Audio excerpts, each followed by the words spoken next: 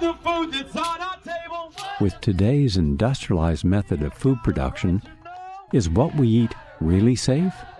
How are genetically modified organisms and factory farms affecting our food? Genetically modified organisms, GMOs, pose unparalleled threats. Nothing like them has ever existed in the entire course of life on this planet. The campaign of ignorance that is currently being waged by the FDA is so insidious that the FDA actively opposes the honest labeling of genetically modified foods. Every single independent study conducted on the impact of genetically modified food shows that it damages organs, it causes infertility, it causes immune system failure, it causes holes in the GI tract, it causes multiple organ system failure when it's eaten. It causes a variety of changes, some of which we can't even guess at, as new proteins are coded for by the altered DNA that we've never seen before. We are playing with genetic fire. Genetic engineering is a process where scientists take genes from one species and force it into the DNA of other species. Even though there's been very little study on the health dangers, there's been sufficient evidence of harm to cause the American Academy of Environmental Medicine to say all doctors should prescribe non-GMO diets to everyone. They say that the animal feeding studies link GMOs to reproductive problems, immune system problems, accelerated aging, organ damage, gastrointestinal distress, dysfunctional regulation of cholesterol and insulin, to name a few. These genetic systems, just in the last 5 years, have been shown of all higher plants and animals are far, far more complex than ever was believed. And so it turns out that in the splicing process, that mutations occur and can cause immune system problems. And this has been the biggest problem and has been shown a number of times. An immune response is a reaction to something that's foreign that the body doesn't recognize and tries to push out. By definition, genetically modified foods have something foreign. When genetically modified soybeans were fed to rodents, we've seen changes in the testicles changing from pink to blue, changes in the sperm cells, changes in the uterus and ovaries, in the DNA functioning of the embryo offspring. We've seen smaller babies, a death rate that's 5 times that compared to controls. Sterile babies, even babies with hair growing in their mouths. And this has been done by government scientists as well as independent scientists who are at the top of their field. American people are beginning to become more aware and wake up to the fact that their government has been corrupted by corporations and the food that they're feeding themselves has possibly serious human health risks. The 1992 policy of the FDA claims that the agency is not aware of any information showing that GMOs are significantly different. And on the basis of that sentence, they said no testing was necessary, no labeling was necessary, and companies like Monsanto, that makes most of the genetically modified food products, they can determine if their genetically modified foods are safe. The most common reason why they genetically engineer crops is so that they don't die when sprayed with herbicide. No genetically modified crop can grow unless it's attached to some kind of a pesticide. Those pesticides, more and more, are in these plants. They may have killed the weeds, they may have killed the insects, but the product is still on the plants, and if it's washed off, then it's in the water, it gets into the lakes, it gets into the oceans, it's everywhere. And it's toxic, it causes cancer, it also causes endocrine disruption. That's a technical term for change of hormones. They don't even want to label that this is genetically modified. The milk is genetically modified, or the crop is genetically modified. They say, if we label that, we won't be able to sell it because people won't buy it. Of course, people won't buy it because people don't want it. The reason why we have 170 million acres of genetically engineered corn and soybeans and cotton and canola oil and sugar beets in the United States is because it doesn't have to be labeled. In the European Union, where labeling is required, There's almost no genetically engineered food on store shelves, in restaurants. There's almost none of it planted. Today, more than 50 countries around the world allow labeling of genetically engineered foods.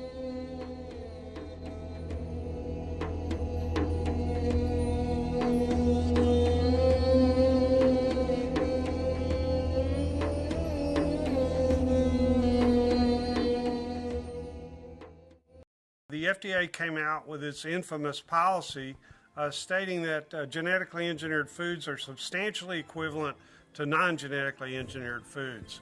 The person in charge of labeling policy at that time was Michael Taylor, who had previously worked as an attorney and lobbyist for Monsanto. After Taylor left the FDA in the early 90s, he went back to Monsanto and then came back to the FDA. The FDA has argued at Codex meetings that the average consumer is too ignorant to recognize the difference between a GMO labeled food and a non-GMO labeled food, and they'd make the wrong choice. And that's their stated reason for opposing GMO labeling. The UN Food Safety Standards Setting Organization that's jointly run by the World Health Organization and the Food and Agriculture Organization, that's called Codex Alimentarius. There was an 8-year process where all the countries in the world came together and talked about whether there should be safety assessments for genetically engineered crops, genetically engineered animals, and genetically engineered microorganisms. We went to all these meetings over 8 years. There's now global agreement that there should be required safety testing for these crops before they come on the market. And you know what? The U.S. does not require that. It's the FDA and the USDA who helped lead the charge for these new food safety bills. There's nothing in those bills to protect you. It's there to protect the genetic engineering industry. And unfortunately, if we don't stop this, you won't see organic farmers. The laws in the bills currently are so strict, so arbitrary, that if you are a small organic farmer, you can't meet their requirements for safety. As a result, you'll go out of business. As the chemical seed package has spread, and now with genetically engineered seed that originally was free in India because it belonged to the farmers, or was low cost because it was released from the public sector universities that did seed breeding. In the genetic engineering revolution, these seeds are now patented property of one corporation called Monsanto. Cotton seed used to cost 5 rupees, 7 rupees a kilogram. When Monsanto entered with its BT cotton, it shot the price up to 3,600 rupees a kilogram for seed. The U.S. government was forced to spend $3 to $5 billion per year to prop up the prices of the GM crops that no one else wanted. The White House decided to fast-track biotechnology because they thought it would increase U.S. exports and U.S. domination of the food supply. But the opposite happened.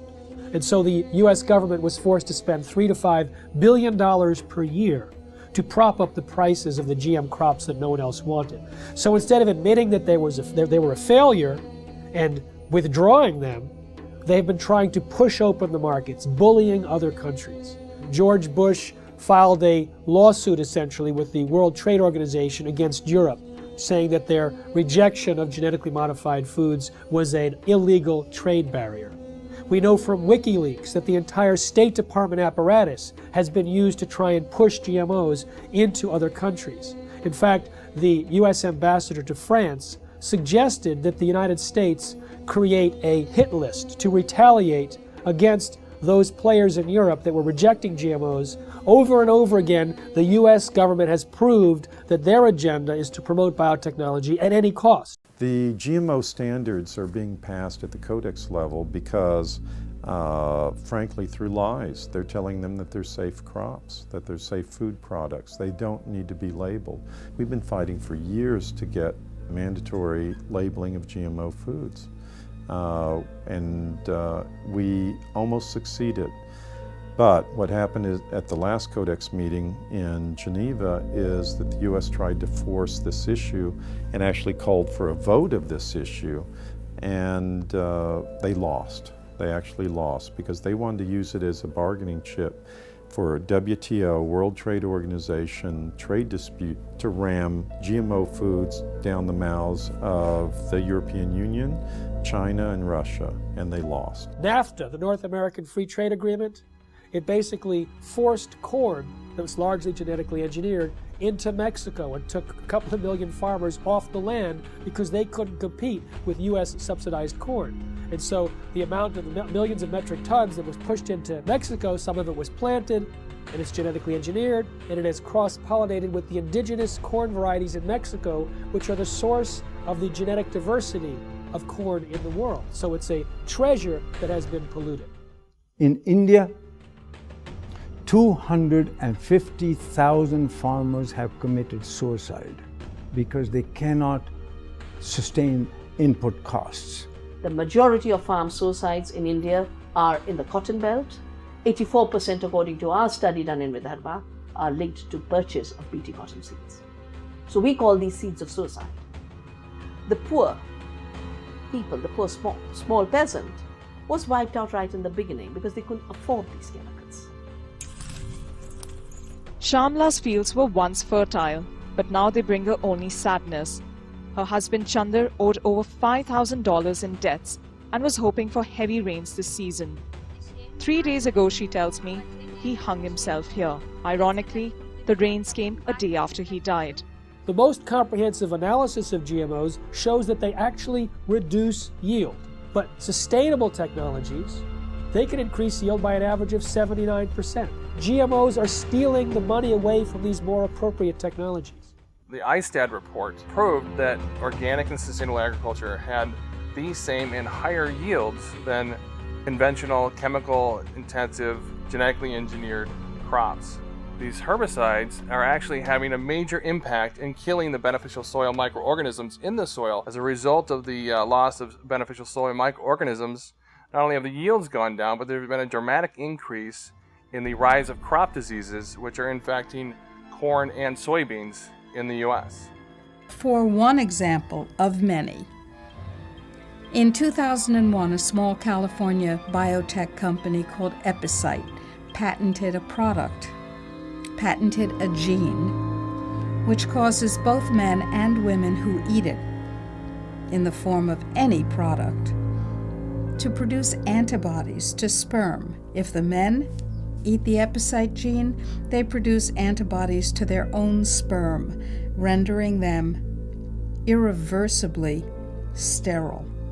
If women eat the Epicite gene, when they have intercourse, their bodies produce antibodies to the sperm that has been deposited, and they become infertile through the destruction of the sperm. Now, DuPont and Monsanto formed a joint venture, purchased the Epicite firm, and, quote, commercialized the Epicite gene.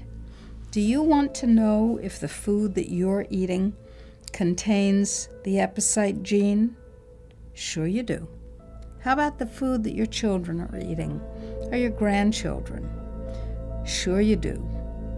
But the FDA, the Fraud and Death Administration, has made sure that under current laws, it is illegal for you to have that information.